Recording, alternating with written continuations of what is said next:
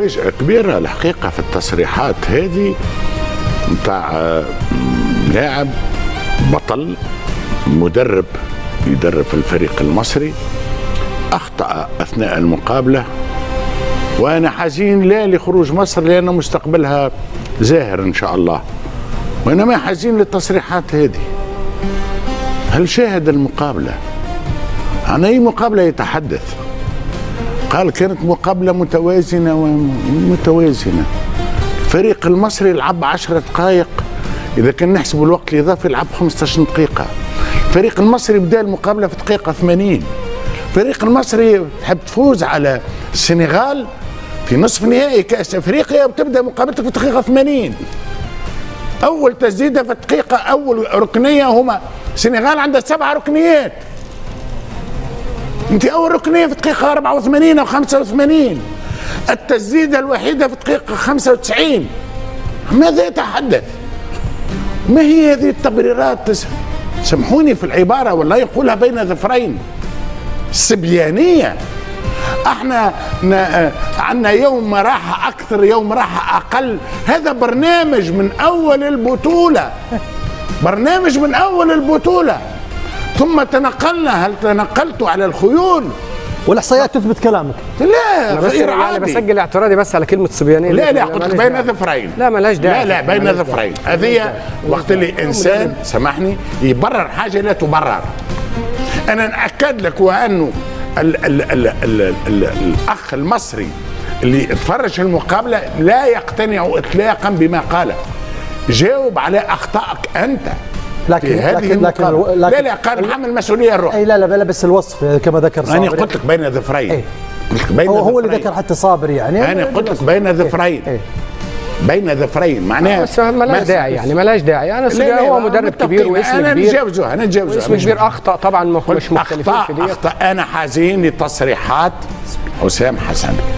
انا مانيش حزين لكونه الفريق المصري خرج في النصف النهائي، مش معناها حبيته يخرج، لاني مستقبله مشرق. يعني انت صحفي كبير، مريت في مؤتمرات صحفيه. ماذا يعني مؤتمر الصحفي لحسام حسن؟ مؤتمر صحفي بتعرف اخطا في المؤتمر الصحفي اكثر من اللي اخطا في المقابله. ما معنى انه انا عندي 24 ساعه راحه في العالم الكل، في كل البطولات عالميه افريقيه. هذاك البرنامج هكا من اول من القرعه. يقول لك السنغال في مقر اقامتهم في نفس المنطقه واحنا تنقلنا. هذاك البرنامج من الاول يا اخي. هذا يعني تنظيم البطوله. في تنظيم البطوله في كل بطوله، في كل بطوله. طيب. سامحني اليوم التبريرات، علاش قلت لك تبريرات؟ نجم تبريرات فنيه، تبريرات ربما تحكيميه. زين، والند للند بالطبع. وعندما تكون المقابله فيها ربما نعم.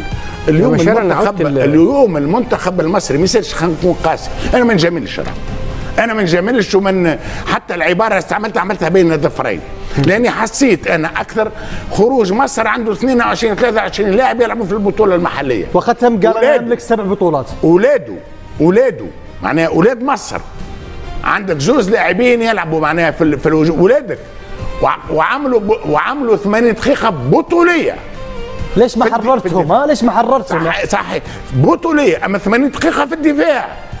بالطبع لهنا نتفرجوا، واحنا نتفرجوا مع بعضنا. يا مصر قدم، يا مصر وينوا الهجوم؟ هذا التسديده الوحيده، شوف في دقيقه 95. بالطبع. طيب بس بعد التسديده هذه يعني ذكر حسام بالاخير لمن يشكك وينتقد انا املك 7 بطولات في تاريخ مصر. لا هذا يضيف لي لحزني على تصريحاته. هل لانه معناها الجواب في الندوه الصحفيه على مقابله وخروج مصر، هل انه تذكرهم عندك 7 بطولات؟ الكل العالم يعرف اللي عندك 7 بطولات. معناها نساء ورجال وفي اقصى الشمال واقصى الجنوب نعرفوا عندها ونقول. وانا قلت مصر هي زعيمة افريقيا، مصر هي سفيرة الكرة العربية. اليوم كانت ايش مدخل 7 بطولات بعد الخروج هذا. تذكرهم بالتاريخ، واحنا نتحدث عن الحاضر. امان حسام حسن، اذا كان هذا التاريخ يجب ان تبادر وتهاجم، تملك الامكانيات. هذاك عليك. في اخر 10 دقائق كان المنتخب المصري قريب، بينت ملامح المنظومه الهجوميه. والله يا مشاري، والله يا صابر، والله معناها انا عندما اتحدث بوجيعه، وانا هالمجاملات هذه لا لاني ريت انت تردد مجاملات من مجاملات صابر، تكلم بكل وضوح. لا اي صابر تكلم بكل لا وضوح. قلت انا انت تردد مجاملات. لا مش على صابر. العفو. طيب مجاملات على من مين؟ مجاملات لتصريحات ربما النقاو ما يبررها نتاع حسام حسن. جميل. لا يمكن تبرير ما لا يمكن ان يبرر. بس عملا بمبدا الحجه بالحجه. حسام حسن بيقول لك انه الفتره الزمنيه كانت وجيزه ما بين المباراه والمباراه. انا بمجرد ما سمعت التصريح رجعت فورا لارشيف مبارياتنا في البطوله اللي احنا وصلنا فيها للنهائي.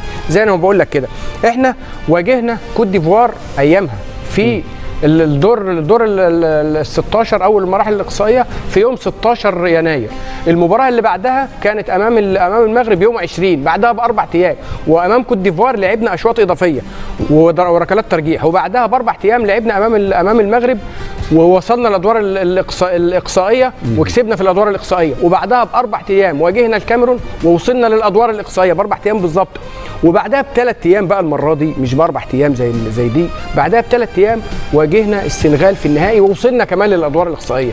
فشوف انت فارق زمني 3 ايام مش 4 زي النهارده. دي جزئيه. الجزئيه الثانيه اللي هي خاصه بكوت ديفوار، ما كوت ديفوار تعرض لنفس الموقف في نفس البطوله ومنذ ايام قليله، كان لاعب بعدك بيوم كامل وهو اللي تنقل وجالك في اغادير. طيب. مدرب كوت ديفوار ما اتكلمش في القصه ديت. طيب اما في جزئيه المستقبل بس محتاج ارجع لها من ناحيه الارقام. يعني انت تقبل ان مصر تكون اسوأ احصائيه لمنتخب في نصف نهائي في كل مواجهات نصف النهائي في كل كؤوس افريقيا؟ لم احزن بسبب الخروج بقدر حزني، 3 تسديدات وحيده بقدر حزني على اداء المنتخب المصري في المباراه. طيب الجزئيه اللي ذكرتها، جزئيه المستقبل دي كمان محتاجه كلام كتير جدا، لانه احنا كان حتى محمد صلاح في اثناء البطوله اتكلم قال لك احنا عندنا لعيبه صغار ومعظمهم محليين.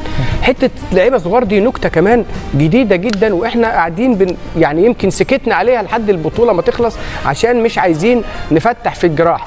احنا تاني اكبر معدل اعمار في البطوله يا مشاري. احنا عندنا 11 لاعب، عندنا فرقه كامله فوق ال30 سنه. عندنا بتكلم على الشناوي ومحمد صلاح وحمدي فتحي وتريزيجيه، عندنا بقول لك 11 لاعب كاملين فوق ال30، واحنا معدل المتوسط الاعمار بتاعنا 29 سنه و8 شهور عن اي مستقبل. يعني انا كنت اتمنى ان حسام حسن ومن اتحاد الكوره عشان انا احسب كل المسؤوليات اوزعها بحق الله، كنت اتمنى ان اتحاد الكوره لما حسام حسن يتولى المسؤوليه يبتدي مع عمليه الاحلال والتجديد بشكل منطقي وبشكل طبيعي. انما انا اقتحم هذه البطوله وانا معدل الاعمار 30 سنه.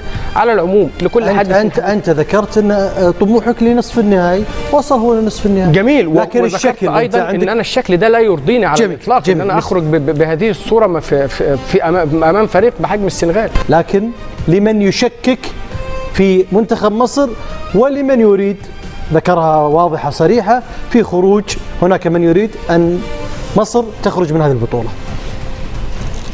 وكأني بحسام حسن يعمل في محاضره على تاريخ الكرة المصرية، مش يناقش في مقابلة وأسباب الهزيمة. ما دخل تاريخ مصر في مقابلة أخفق فيها هو تكتيكيا؟ من ينازع في تاريخ مصر؟ هذه تعرف شو نسميها أنا ما قام به، لأنه التصريح فعلا أنا قلت لك حزين أكثر على التصريح، لأني أحترم كثيرا اللاعب حسام حسن والأسطورة حسام حسن. طيب. الفائز ب3 كؤوس أفريقية. ما معنى أنه تقول وأنه فما الناس تحب تخرجني من كأس أفريقيا؟ من هذا مع الأسف هذه ردة فعل عنا، يحب ربما يقنع ل 120 مليون مصري اللي فعلا جاتهم حسرة كبيرة، لوعة كبيرة بين ظفرين. حزن، نقولوش حزن احنا في الكورة في الأخير حزن كبير، إحباط بالطبع. تلوم الغير، احنا مشكلتنا كعرب عمرنا ما نلوم رواحنا، عمرنا انا اخطأت. يعني كانك تقول يجب يكون عندنا هناك شجاعة في مسألة يتقبل ان السنغال كانت افضل. صحيح. وهي متسيدة وانت لم تجاريهم فنيا تكتيكيا ولم شوف تعرف في امكانيات الفريق. لو ان حاولت، لان هناك من يقول ان منتخبات افريقيا نيجيريا والسنغال وغيرها من المنتخبات كوت ديفوار هناك من تلعب بشكل دفاعي وهناك من تلعب امامها بشكل هجومي، واليوم كان يجب امام السنغال يلعب بشكل هجومي عكس نيجيريا وعكس الكاميرون وعكس كوت ديفوار حامله اللقب. شوف، بعد مقابله الكوت ديفوار خرج لنا حسام حسن واحنا لهنا شدنا بالمنتخب المصري بشكل رهيب. اليوم وشايخ وانا عملت ال5-3-2 وانا عملت اشدنا به. اليوم عمل ال5-3-2 جاء خارج الموضوع. ايش مدخل تاريخ مصر؟ النقطة الأولى. النقطة الثانية، ما معنى أنك تقول وأنه يحبوا يخرجوني ما نحبش نوصل؟ أنا سؤالي معناه بديهي بالنسبة للسنغال اليوم.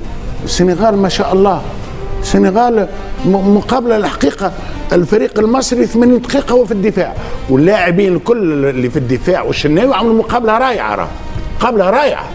تبقى قاعد وغادي. خليني نقول نوجعوا رواحنا احنا شويه العرب. شوف لفرقك